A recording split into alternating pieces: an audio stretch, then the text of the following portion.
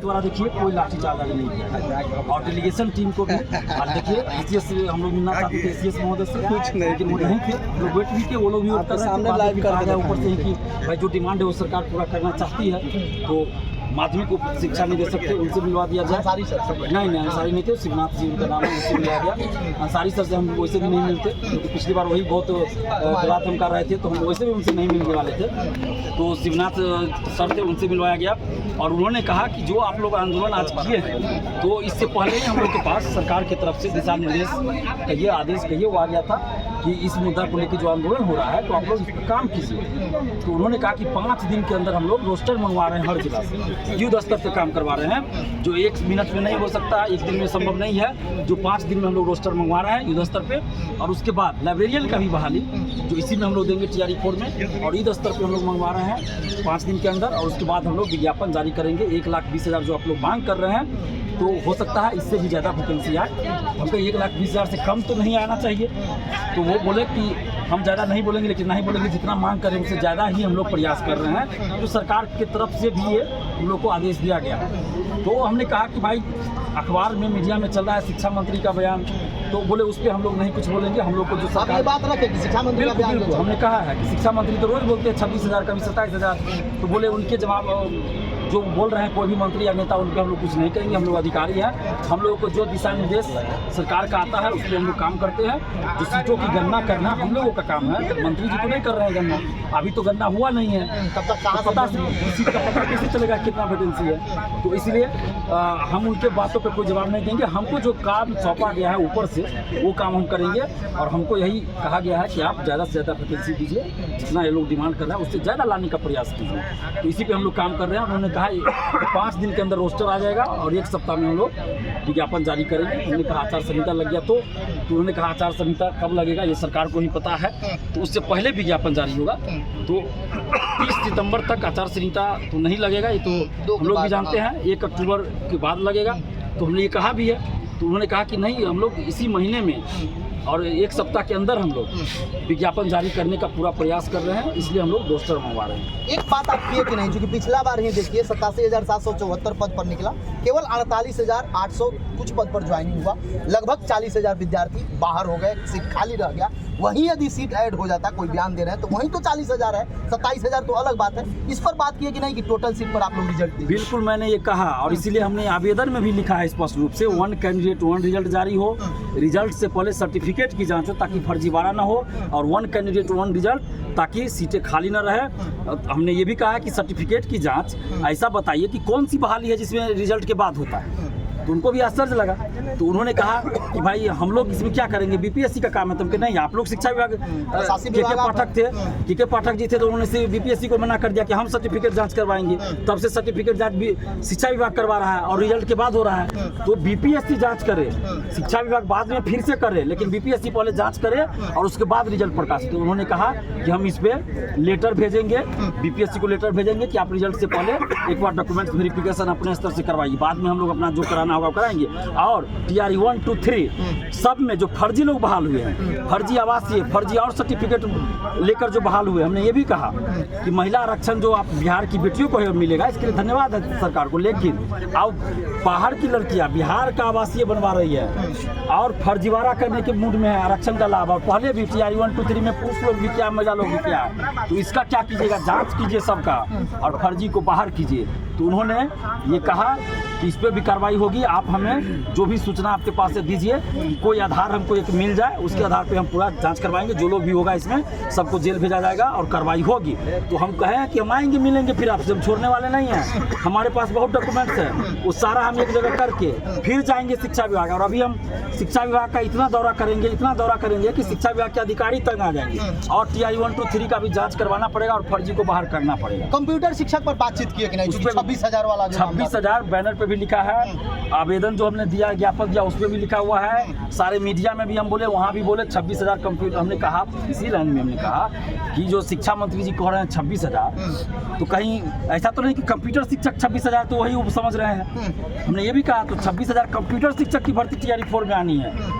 जो ये चीज़ का ध्यान रखिए, 1,20,000 में 26,000 कंप्यूटर शिक्षक भी शामिल है, एग्रीकल्चर शिक्षक का भी आना चाहिए, सब हमने कहा है। उन्होंने कहा कि सारे जगह से हम लोग रोस्टर मंगवा रहे हैं, जो थोड़ा समय दीजिए आप। अब अभी हमको कुछ भी कर दीजिएगा तो हम नहीं कर सकते, क्योंकि हमको 5 दिन समय मिनिमम चाहिए रोस्टर मंगवाने के लिए हर जिला से।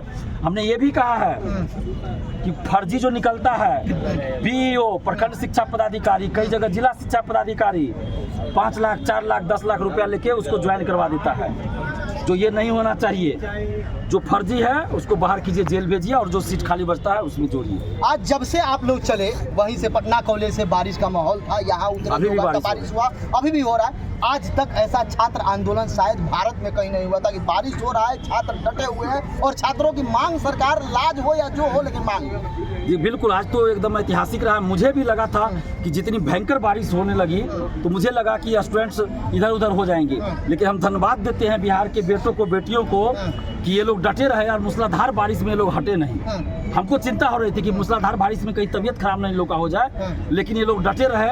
तो ये बिहार के युवा ने दिखा दिया कि अपने हक और अधिकार के लिए अगर लड़ना है तो बिहार के युवाओं से सीखो। पूरे देश को आज संदेश गया है।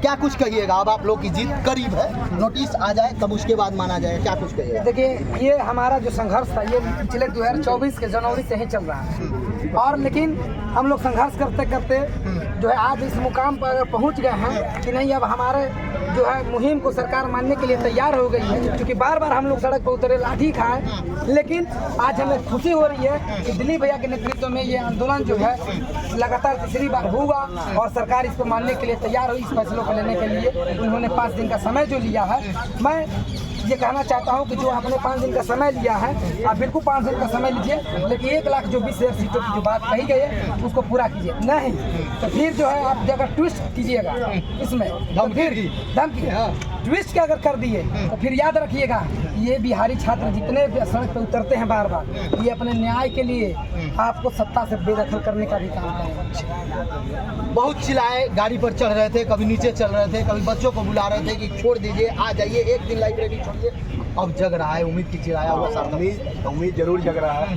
और उम्मीद करेंगे कि माननीय मुख्यमंत्री जी, यानी 15 लाख शिक्षक अभ्यर्थी है, उनको इस बार आश्वासन नहीं बल्कि न्याय मिलेगा। और उम्मीद जरूर है इस बात का, जिस आंदोलन में छात्र नेता दिलीप कुमार उतरे हैं, जैसे डोमिसाइल इम्पॉसिबल था, वो भी लगातार हम लोगों ने लाठी खाया छात्र नेता दिलीप कुमार, और लगातार कई जिलों में हुआ।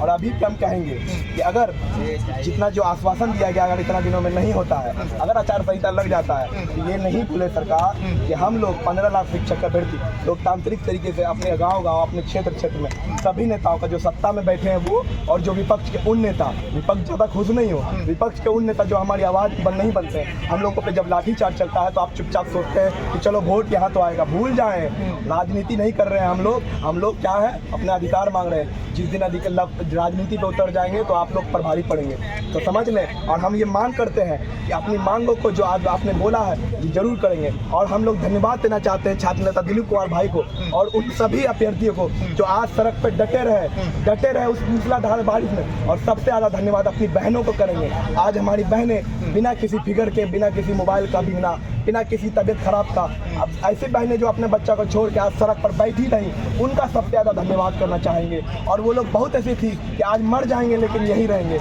लेकिन आज उम्मीद है कि हम लोगों की मांग को पूरा किया जाए। और ये कहना चाहेंगे छात्र नेता दिलीप कुमार को, और ये कहना चाहेंगे छात्र नेता दिलीप कुमार को, सुन लें ध्यान से, जिस आंदोलन में 10 साल से वो संघर्ष कर रहे, एक चीज़ आप लोगों से पूछना चाहेंगे, दिलीप भैया का कोई प्लान नहीं है, लेकिन आपसे पूछना चाहेंगे, जो इंसान 10 साल से युवाओं के लिए लड़ रहा है, जो इंसान चप्पल में चल रहा है, और जो इंसान, और बाकी नेताओं का बताएंगे, जिन नेताओं पर हजारों करोड़ का घोटाला है, जिन नेताओं पर रेप का केस है, जिन नेता जो चाहे कोर्ट उसको साबित न करे, जिन नेताओं पर हजारों करोड़ का घोटाला है, जब वो लोगों को, वो जाहिल नेताओं को जब जिता सकते हैं, तो क्या छात्र नेता दिलीप कुमार जैसे संघर्षशील युवाओं को आप लोग वोट दे के नहीं जिला सकते हैं? हम लोग की ये मांग है कि दिलीप भैया को इस बार लड़ना चाहिए, और हम लोग हर रूप से आर्थिक और सामाजिक, ऑनलाइन और पहुँच के आपको वोट देंगे। और दिलीप भैया को कहना चाहेंगे, आप ये छोड़िए छात्र नेता, अब आप नेता बनिए, हम लोगों की आवाज़ बनिए, हम लोगों के सड़क से सदन तक ऐसा इंसान चाहिए जो हमारी आवाज़ को दबाए नहीं,